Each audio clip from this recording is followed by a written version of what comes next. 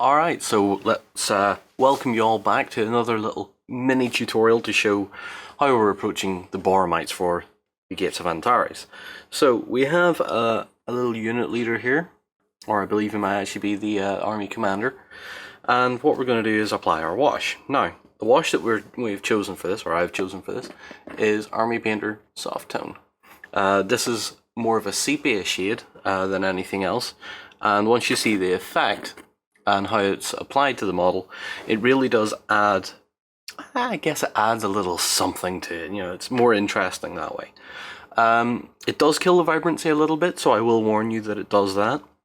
But for the extent of getting this army painted and looking effective quickly, this is the way to do it. Of course, you can go back in later and apply a second dry brush to the body or the uniform. So I'm going to take my brush and I'm just going to charge it with some of our wash. Now, the way I've kind of figured out to apply this is to start on the armor, and this is where it'll be the most heavily applied part of the model, and then you start to work your way up as there's less on the brush, up over the body. So, and you're always wanting to make sure that it gets in to every recess you can find, particularly on the face, because the faces are quite expressive on these models, and we don't want to hide that detail away under layers of paint. So just a quick application like that. You can also already see how much the shade is starting to change.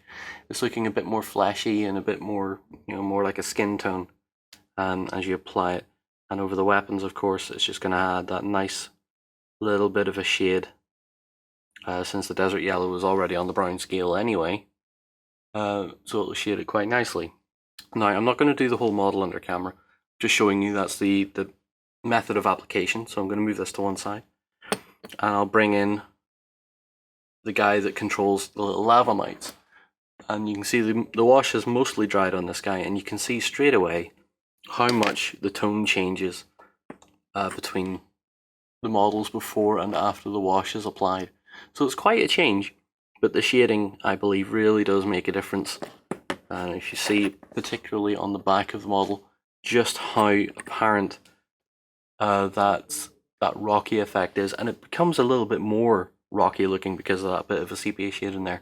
Of course, I do like this at the start anyway. I like this lighter shade, but later on we can always go in with another dry brush of a white and start to tidy that up a little bit. You do lose the blue tone a little bit, or quite significantly. It looks a little bit more green, but that's not bad. I quite like the overall effect. So that is essentially what we're doing with the washes on the Boromites.